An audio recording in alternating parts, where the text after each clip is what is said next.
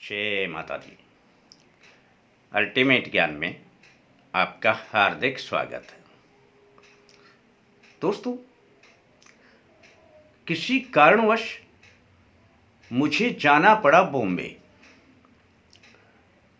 अब यूं तो मेरे फ़ोन में अपने प्रेमियों के बहुत से नंबर दर्ज हैं और मिलने वाले बॉम्बे के बहुत प्रेमी हैं।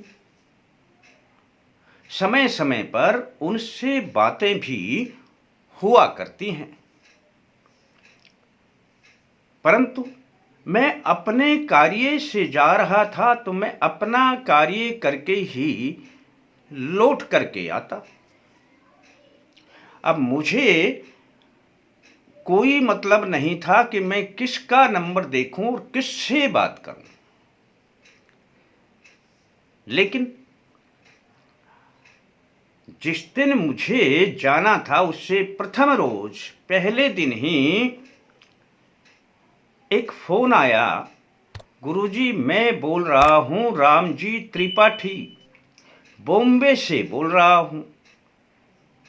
मैंने कहा जय माता दी, खुश रहें। उन्होंने कहा गुरुजी, आप कभी बॉम्बे आए तो मेरे पास फ़ोन अवश्य करें, मैं आपके दर्शन करना चाहता हूँ, आपको घर लेकर के चलूँगा मैं। अब जितने भी प्रेमियों के पहले दर्ज किए हुए नंबर थे उनसे कोई सरोकार ना रहा। अब केवल एक ही प्रेमी अपनी नज़र में आया, रामजी त्रिपाठी।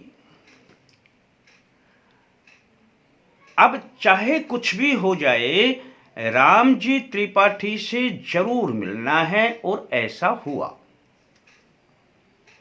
इसको कहते हैं समय का महत्व और व्यावहारिकता।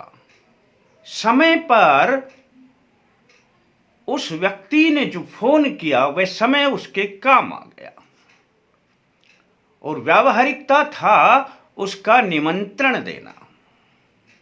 दोस्तों, हमारे कितने भी हम जो मंगल कार्य करते हैं, अपने स्वयं के भी कार्य करते हैं, अपने रिश्तेदारों को, प्रेमियों को हम समय से पहले ही निमंत्रण दे दिया करते हैं, और यदि किसी का निमंत्रण नहीं पहुंचा तो आप जानते हैं वह रिश्तेदार आपसे नाराज हो जाएगा, फिर मनाने में काफी समय लगेगा।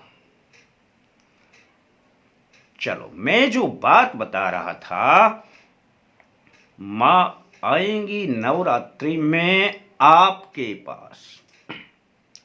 अब यूं तो नवरात्रि में मां की शक्तियां हर जगह विद्यमान रहती हैं, अवतरित रहती हैं, परंतु यदि इन दो बातों का आप ख्याल रख लेंगे, यानी समय का महत्व और व्यावहारिकता, बी प्रैक्टिकल। आपने यदि निमंत्रण प्रथम रोज मां को दिया तो मां कहीं पर भी आए नहीं आए, आपके घर अवश्य आएंगे। बस यही है आपका प्रैक्टिकल होना, और करके देख लेना। दोस्तों, हम जब भी कोई पूजा करते हैं प्रथम देव का आवाहन करते हैं, पर यह तो होती है हमारी साधारण पूजा की बातें, लेकिन जो कार्य पहले से तय हैं, अब ये जो नवरात्रि हैं ये पहले से तय हैं कि कब आ रहे हैं, तो यह एक बड़ा उत्सव हो जाता है, और इस उत्सव में आप मां को बुलाएंगे तो प्रथम रोज आपने उसे निमंत्रण देना पड़ेगा। बस आपके आसपास में कोई भी देवी का मंदिर हो, चले जाएं, निसंकोच चले जाएगा। नवरात्रि से पहले दिन आपने अपने साथ में केवल 100 ग्राम जौ ले जाने हैं।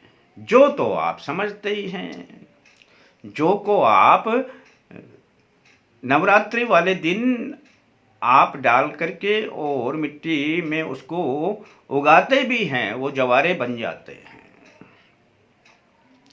आपने 100 ग्राम जौ लेने हैं तो उसमें से थोड़े से जौ ले लेना, उसको एक कागज की पुड़िया में बंद कर लेना और कागज की पुड़िया में बंद करके उसी 100 ग्राम जौ में ही रख लेना। बस चले जाना देवी माँ के मंदिर में और आपने बोल देना है दोस्तों, हे माँ शक्ति, आप सकल जगत की आधार हैं, आप मेरा निमंत्रण स्वीकार करें और हमारे घर पर नवरात्रि में जरूर दर्शन दें। इतना कहने के बाद जो आपने कागज की पुड़िया में जो रखे हैं वह माँ के चरणों में रख देने हैं। बस जब आप वहां पर गए हैं तो अपना दान पात्र में कुछ भी डालें, आपका निमंत्रण स्वीकार हो जाएगा। शेष जो आप ले गए हैं उन्हें वापस ले आना और अपने घर पर जब अगले रोज नवरात्रि प्रारंभ हो तब इन जौ को अपने एक मिट्टी के पात्र में मिट्टी डालकर डाल देना और जल डाल देना। जल रोजाना डालना है। जैसे जैसे इन जौ अंकुरित होंगे, अब देखना माँ की शक्तियां किस प्रकार से आपके पास आती हैं।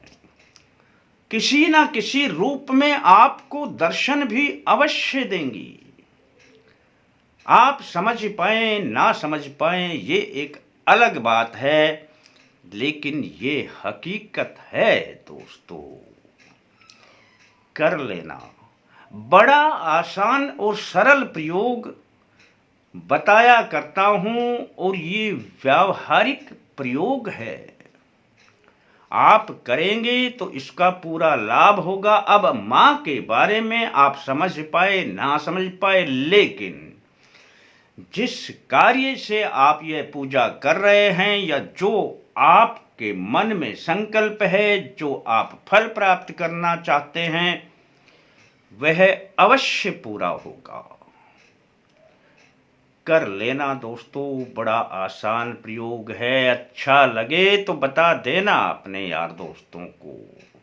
आपके लिए सिर्फ इतना ही, आप अपने लाइक का ध्यान रखें। शेष फिर मिलते हैं दोस्तों नए अंक के साथ। तब तक के लिए